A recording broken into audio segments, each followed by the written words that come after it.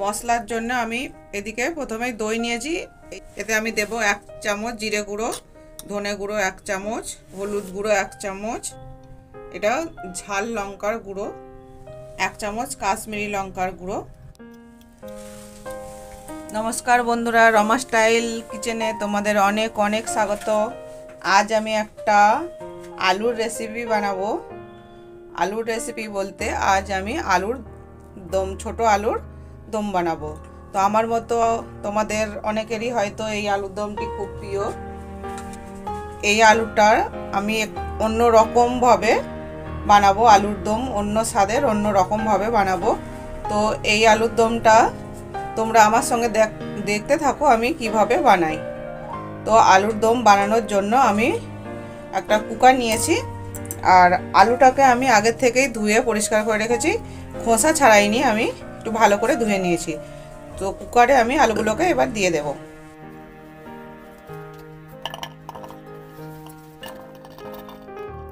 এখানে 1 কিলো থেকে একটু কম আলু আছে।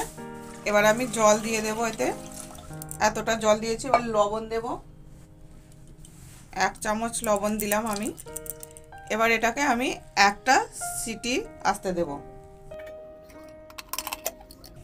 আমি গ্যাসে বসিয়ে দেব কুকারটাকে। এবার আমি মশলা রেডি করে নেব। আমি প্রথমেই বলেছি আমি একটা অন্য রকমভাবে আলুর দম বানাবো।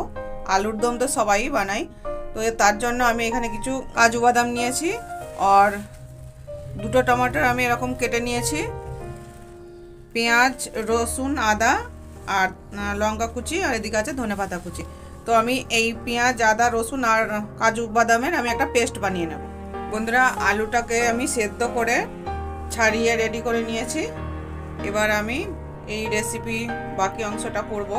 তো তার জন্য আমি মশলাটা তৈরি করব। এবার মশলার জন্য আমি এদিকে প্রথমে দই নিয়েছি, এই চামচের আমি 1 চামচ দই নিয়েছি, এটা টক দই। এতে আমি দেব 1 চামচ জিরে গুঁড়ো, ধনে গুঁড়ো 1 চামচ, হলুদ গুঁড়ো 1 চামচ, সামান্য একটু পরিমাণ এটা ঝাল লঙ্কার গুঁড়ো 1 চামচ, কাশ্মীরি লঙ্কার গুঁড়ো। এই মশলাগুলোর এবার আমি একটা পেস্ট বানিয়ে নেব। এতে আমি একটু সামান্য পরিমাণ সর্ষের তেল দেব, খুবই সামান্য পরিমাণ। আমি আগে বলেছি এটা অন্য স্বাদের অন্য রকমের আলুর দম। এই রেসিপিটা অবশ্যই দেখতে হবে বন্ধুরা। উপর থেকে আলুর দম বলে দেখে এড়িয়ে যাবেন না প্লিজ। পুরো রেসিপিটা দেখার আপনাদের কাছে অনুরোধ রইল। এরকম করে একবার আলুর দম বানিয়ে খেয়ে দেখবেন, খুবই টেস্টি একটা আলুর দম হতে চলেছে এটা। আর এই শীতের রাতে এইরকম আলুর দম যদি থাকে, তার সঙ্গে ফুলকো ফুলকো লুচি, বাস একদম জমে ক্ষীর। তো মশলাটা আমি রেডি করে নিয়েছি। এবার আমি আলুটাকে ভেজে নেব।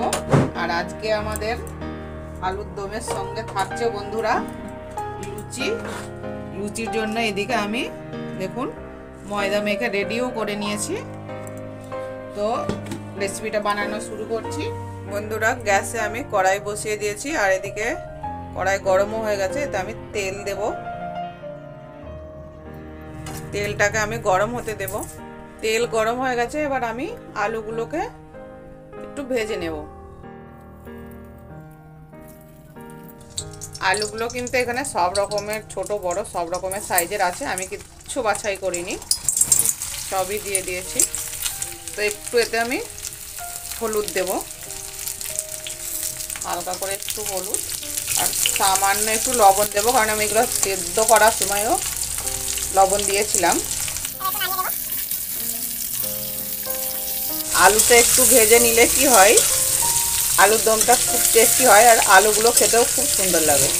আলুটাকে আমি ভাজা হতে দেব। বন্ধুরা, আলুগুলো প্রায় অনেকটাই লাল লাল হয়ে গেছে, আমি আরেকটু ভেজে নেব। আলুটা খোসা সিদ্ধ করার একটা এতে ফায়দা হচ্ছে কি, যেটা আলুটা ভাঙে না বা গলে না। আমি যে এতক্ষণ ধরে এটা নাড়াচাড়া করছি, এটা এখনো পর্যন্ত ভাঙেও নি, গলেও নি। দেখুন একদম গোটা গোটা আছে, কিন্তু ভিতর থেকে খুব সুন্দর এটা সিদ্ধ হয়েছে। এবারে আলুটাকে আমি উঠিয়ে নেব। আলুটা আমার ভালো করে লাল লাল করে ভাজা হয়ে গেছে, এবার আমি উঠিয়ে নিচ্ছি। আলুটাকে আমি উঠিয়ে নিয়েছি খুব ভালো করে ভেজে। এবার আমি বাকি রান্নাটা শুরু করব। বন্ধুরা, কড়াইতে আমি আরেকটু তেল দিয়েছি, আর এতে আমি দুটো তেজপাতা দিয়ে দেব।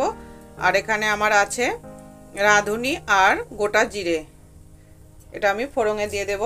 আর এদিকে আমি নিয়েছি একটু দারচিনি আছে, এলাচ আর লবঙ্গ, এটা ফোড়নে দিয়ে দিলাম। শুকনো লঙ্কা, কাঁচা লঙ্কা। এবারে একটু পেঁয়াজ কুচি দিয়ে দেবো তেলের ভিতরে। আমি যে দুটো এলাচ দিয়েছিলাম, এলাচটাকে আমি এবার উঠিয়ে নেব। এবার মশলার পেস্টটা আমি এটা দিয়ে দেব। এটাকে আমি একটু জল দিয়ে ধুয়ে দেব। এই জলটা আমি দিয়ে দেবো এতে। এবার মশলাটাকে আমি খুব ভালো করে কষিয়ে নেব। বন্ধুরা, আমার এই সুন্দর আলুর দমের রেসিপিটা পেতে হলে আমার চ্যানেলটিকে এখনই সাবস্ক্রাইব করো, লাইক করো, কমেন্ট করো, আমার পাশে থেকো। আমাকে আরও নতুন নতুন ভিডিও দেওয়ার জন্য আমাকে সাহায্য করো। এবারে আমি যে গুঁড়ো মশলার যে পেস্টটা বানিয়ে রেখেছিলাম, এইটা এবার দিয়ে দেব। এটাতেও আমি একটু জল দেব, ধুয়ে দেব এটা বাটিটাকে। ভালো করে মশলাটাকে এবার আমি কষিয়ে নেব। এই জলটা আমি এবার দিয়ে দেব। এবারে আমি এতে একটু গোলমরিচের গুঁড়ো দেব, খুবই সামান্য দেব, এইটুকু গোলমরিচের গুঁড়ো দেব। এই আলুর দমের রেসিপিটা বন্ধুরা চিকেনকেও হার মানিয়ে দেবে, অবশ্যই একবার বানাবেন আপনারাও। এবারে আমি ভেজে রাখা আলুটাকে মশলার ভিতরে দিয়ে দেব। মশলাটার সঙ্গে আলুটাকে খুব সুন্দর করে কষিয়ে নেব। দেখুন বন্ধুরা, এটা কত সুন্দর লাগছে দেখতে। এটা দেখতে এত সুন্দর, খেতেও কত সুন্দর হবে ভাবুন একবার। বন্ধুরা, এবার আমি এতে দেব একটু গরম করে রেখেছিলাম, ঘন করে রাখা একটু দুধ দেব এতে। আলুটাকে আমি ভালো করে আগে কষিয়ে নিয়েছিলাম। এটা কিন্তু ঠান্ডা দুধ না, এটা গরম করে রাখা দুধ। এবারে আমি এতে দেব একটু গরম জল, যেটা আগে থেকে আমি গরম করে রেখেছি।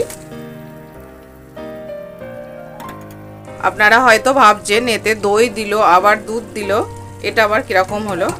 তো এতে কোনো খারাপ হবে না, এর টেস্টটা খুবই সুন্দর হবে। একবার এরকমভাবে বানিয়ে দেখবেন, তাহলেই বুঝতে পারবেন। আমার রেসিপিটা কিন্তু শুরু থেকে শেষ অবধি অবশ্যই দেখবেন। বন্ধুরা, আমি কিন্তু এখনও লবণ দিইনি। এবারে আমি লবণ দেব। সেদ্ধর সময় লবণ দেওয়া ছিল, আর আমি যখন এটা ভাজলাম আলুটাকে তখনও লবণ দিয়েছি। অল্প পরিমাণে লবণটা আমি দেব। আর একটু এতে আমি ধনেপাতা দিয়ে দেব। তো এটা যেহেতু দম আলু, তো এটাকে তো দমে দিতেই হবে, তার জন্য আমি গ্যাসের আঁচটাকে আমি একটু কম করে একটু ঢাকা দিয়ে দেব। তো আমি এইটাকে এবার ঢেকে দেব, কিছুক্ষণের জন্য ঢেকে দেব।